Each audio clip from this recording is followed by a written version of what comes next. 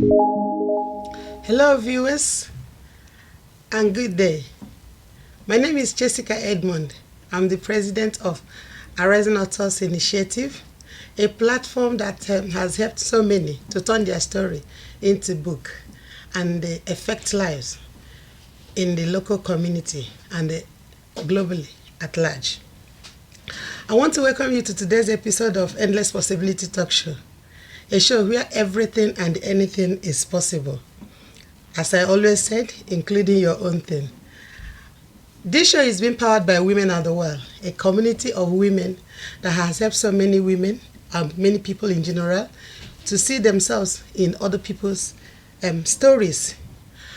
By sharing their experiences and the stories that address women's fears and the scars, and helping them to turn their life around and empowering them to maximize their full potentials and they learn without limit at the comfort of their own home.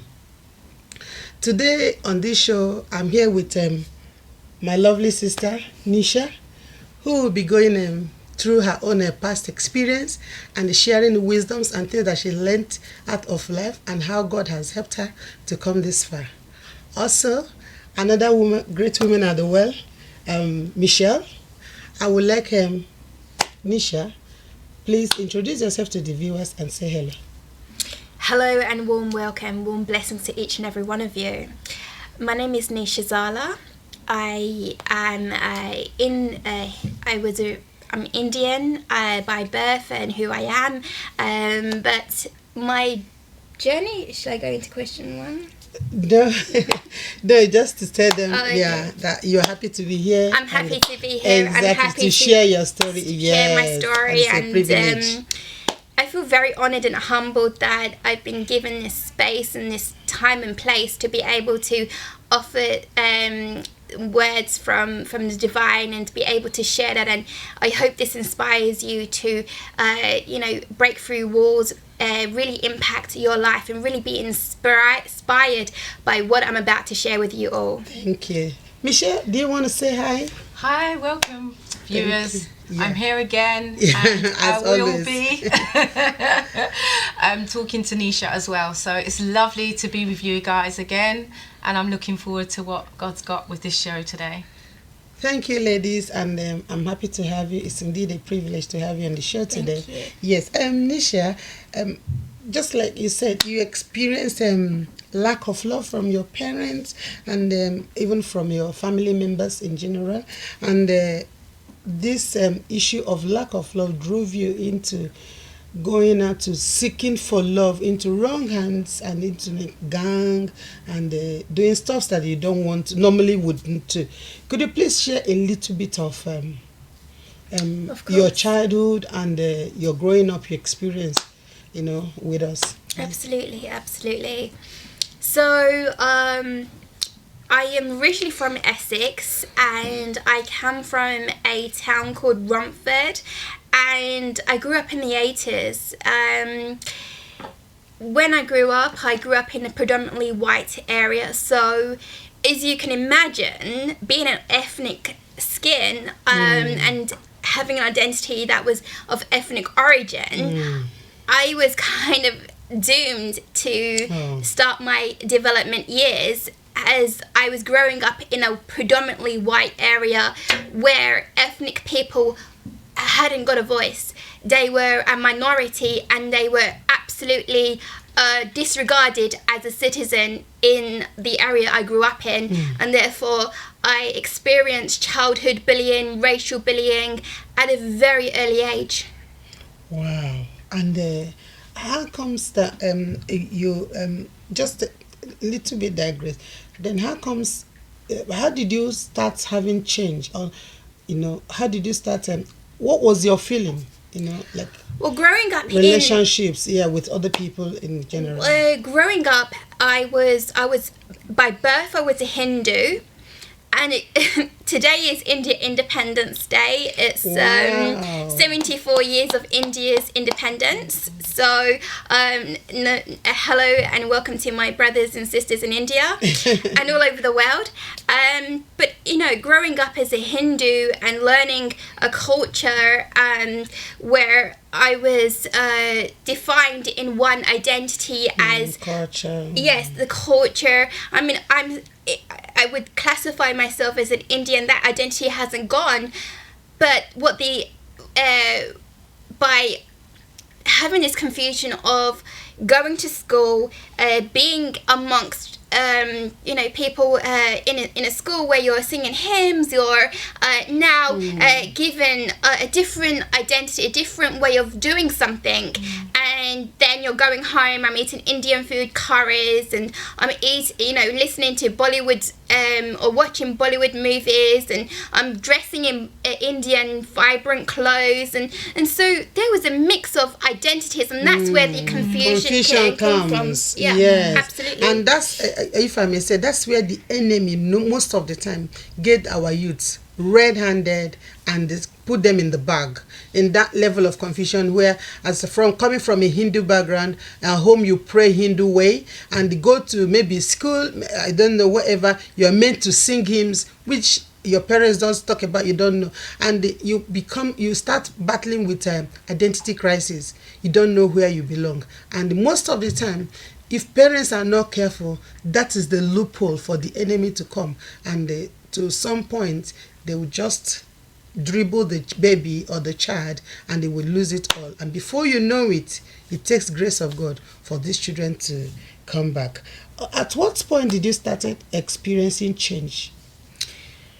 I mean, the thing is, going on this journey, I am also a middle child, so I naturally felt misunderstood, the problem child, the child that hopeless child, and the child that was abandoned and rejected and neglected. And I grew up with a brother and sister, and they I felt I was the disloved one, the unloved one, and both the love came to my brother, because he, in the Indian culture, the son is the head of the family in terms of being the firstborn, being the son, and so the daughters are like second class citizens. It's kind of changed now a bit, but back then it was predominantly the girls were the servants, the guys are the kings, and this was the culture I grew up in.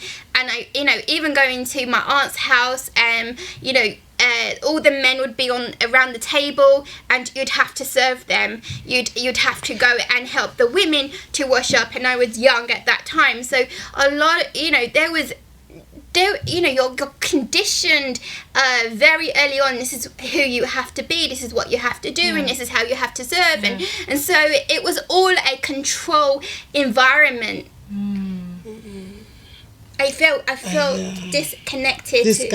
Yes, and used and rejected. So Nisha, what was the time when you converted from Hinduism to Christianity? What was that turning point in your life that you knew that there was something there that was missing within the control, and then within the liberty that you felt in another situation? Thanks, Michelle. I would say I felt lost, and this is where my starting point of loneliness came in. At the early age, I didn't really easily make friends. I didn't know how to voice my bullying. I didn't know how to, I just felt like I wanted to really hide in a deep hole and really just be vanished from this world. And this is where the devil will really side in. This is where the devil's just waiting for moments where he can pounce on you, and this is where I was in that state, and I was doing wrong things. I was trying to understand I wanted meaning. I'm like, you've put me on this planet, you've put me in this world. Why am I here? What am I about? And I had these questions when I was very, very young, because I come from one identity. Now I'm learning something else, and I was like, I want truth. I want meaning in my life. I want substance. I do not want to be in a fake world. I do not want to be in a world where I am pulled apart and I'm told so much that you have to be this way, you have to be that way, and I'm like, no, I want to be myself. I want to know what the truth is. And I tried to connect with Hinduism and I couldn't.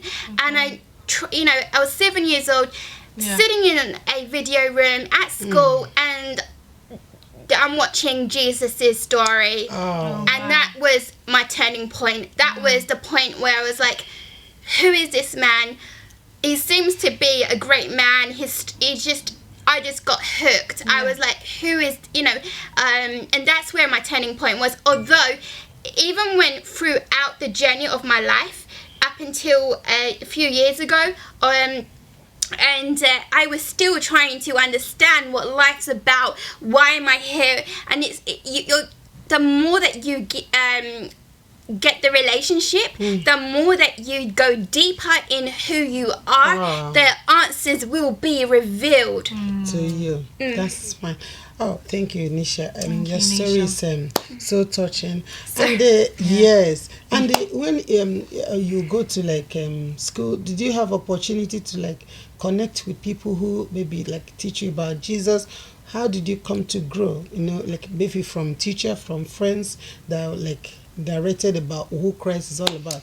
Coming from Hindu, I know you'd be a lot more so I was kind of living two identities, living the Hindu identity with my family, then I was kind of moving into a new identity of truth, where I wanted to learn more about what Jesus' life was, what my path was with Jesus, and therefore in secondary school, that's when it kind of moved a bit more forwards, in the sense that a teacher who I was not teaching, I was not a student of, but could see some potential in me, could see that I wanted some growth, and that's been one of my values in life, is growth, and growth is so important, and you need to nurture the growth.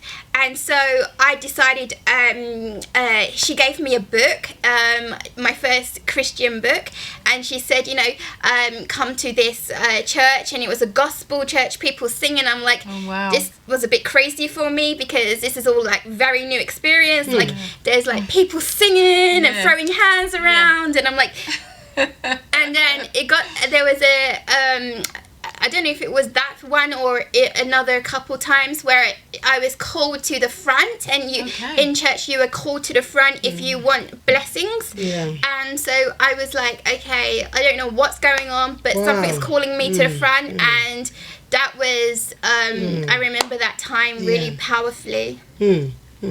That's a good testimony. Yes, another thing we wanted to that made me to that question about is that when as a Christian, maybe you go to something like church and all the rest of it, and you go home, how were you able to navigate the two backgrounds? How are you able to navigate between your parents' background of Hindu, the culture, to now a different culture and being the only person? Did that affect you in any way? Yeah, that affected me a lot, because I was kind of ridiculed from family to say, why are you you're a traitor, you're why are you leaving your culture, why are you leaving your religion, what is this new thing that you're following? And it was I just knew I need to not listen to the noise. I knew I just needed to seek the truth. I knew I need to go deeper, but I was kind of pleasing in one sense that, okay, I'm not going to put it in your face that I'm going to be part of this Christian faith, but I'm just going to keep continuing to learn more and seek more, but I'm also going to be part of the family. But even when I was part of the family, I was still, I felt I was the odd child, like the child that was just the one that kind of got hit or smacked, and really like just the misunderstood child. And I was like, why am I put in this family? But but you know, the more that I grew older, because you know, when as you're a child, you kind of, you know, it's very difficult to just walk out.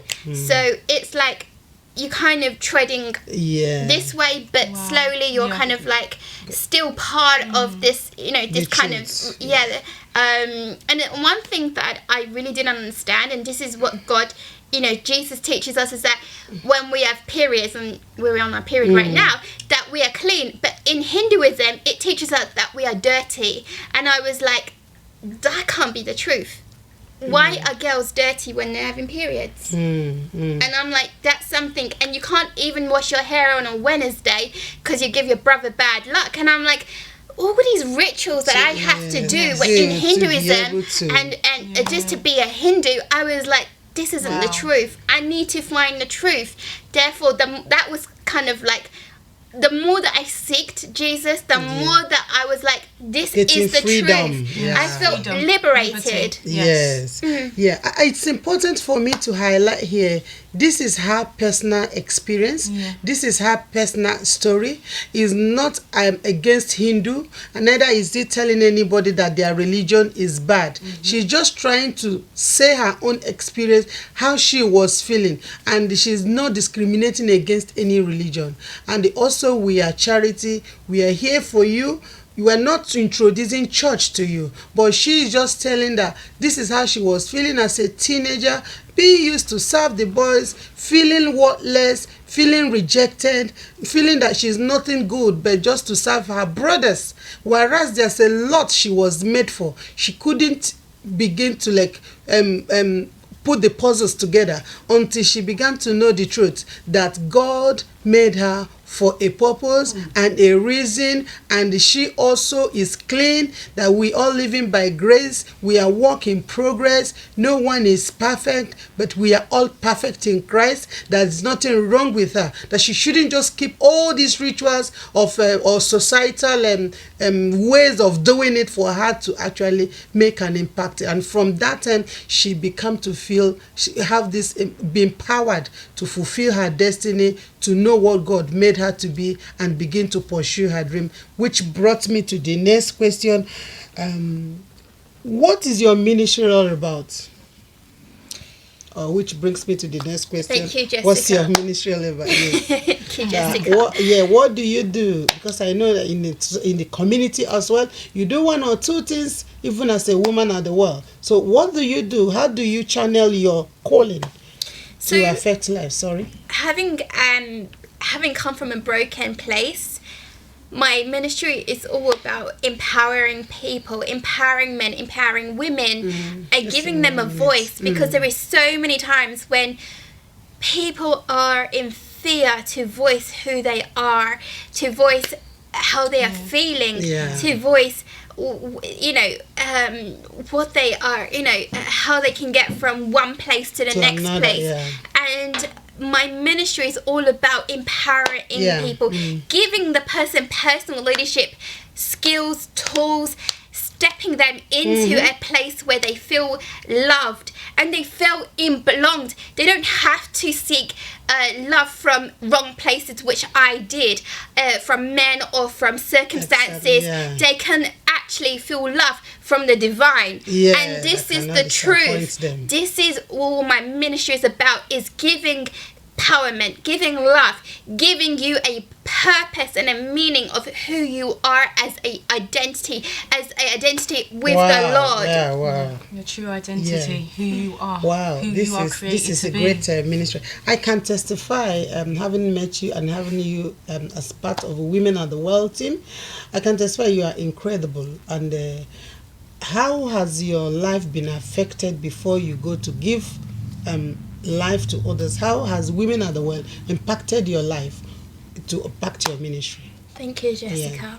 So I think it was just over a year ago, I met the lovely Michelle, and this is where God puts his hands on you. You meet people in various places. You don't know where you're going to meet someone, but if you feel connected and you've got that intuition that, you know, you might meet a random person, but I'm not that is a calling from God. And that's how we met. We met through I wouldn't say it's an accident, I would say it's a divine calling, a divine connection. And at the time, you know, we were in contact, and then what happens is sometimes you drift, but you're drifting still connected in spiritual realms. So even though I was dealing with my stuff, Michelle was dealing with hers, we were still connected, and that's how the women of the world work. They, even though you in seasons that you're in, you will need that person with you, and they will hold your hand and they walk with you. And then at times you will see that sometimes life just divides us, but we are still connected, and that's what happened to me and Michelle. And now we are, in touch. I'm given this platform to be able to inspire, and that's through the hands and the touch of this wonderful woman. So you'll meet someone wherever it is, and just be open enough, knowing, don't meet the wrong person, but really understand, is this the divine hands of God, or is this the divine hands of the devil? Really understand where it's coming from, what the intentions are of the friendship, and then grow and nurture that, and you'll see how the path will evolve. And that's how I am here today. Because today we would never have known that Nisha was going to be on the show, but when I met her a long time ago, 2 years ago, and God is so amazing, the way that he uses us individually, just anybody, to meet anybody, to be able to connect the dots, to be able to network, to be able to do all different things into people's lives. So he uses us as a women of the well to impact others, to empower others, and to let you know who your identity is. And as Jessica said, we're not a church, but at the same time, you will meet people that will take you to where you need to go. Exactly. And always connect the dots to that person, and always listen. Always listen. Oh, thank you, ladies. And just to add to what they said, every success starts with a movement, and the relationship is either making you or breaking you. It couldn't just leave you neutral, and it can neither reduce or add on to you. So you have to choose your friends wisely, and this is why we are here. In every aspect of your life, no matter who you are, there will always be somebody who has been through where you are struggling with right now, that will impact you with wisdom, that will impact you with knowledge, that will impact you with her own experiences, to make you see quicker and farther, and in freedom, and you feel celebrated and loved. And at the same time as well, it is important for me to let you know, wherever you are doing impacting life, I'm so proud of you, and I'm also inviting you to come and join us, Women of the World. We are here to welcome, to celebrate, to amplify voices, to connect, to network you to wherever, and to help, to support you to be what God has made you to be. Therefore, this special invitation goes to you, great woman, great man, great lady out there, struggling to reach out, struggling to keep relationship in every way. If we cannot help you, we will signpost you to the person that will help you. Don't die in silence. Are you being abused in marriage? Are you being abused in your home? Please take advantage of Women at the Well, and they live graciously, and they fulfill your purpose according to the way God has made you. That brings us to the end of today's show, and see you shortly. And God bless you. Can I quickly share something? God is strong, and he wants each and every one of us to be strong too. And in Ephesians 6:10 it says, I am strong, therefore I would want you to be strong too. So if you are broken, if you are in a place where you feel despair, come be on, you know, a path of righteousness, be on a path where there is meaning, there is definition, there is substance, and you will find the truth, and it will liberate you, it will free you, and you'll be able to feel instead of a broken person to a person of life. Amen. You know. Amen. Thank you, viewers, and see you same time next week. God bless you and have a wonderful weekend. Bye. Bye.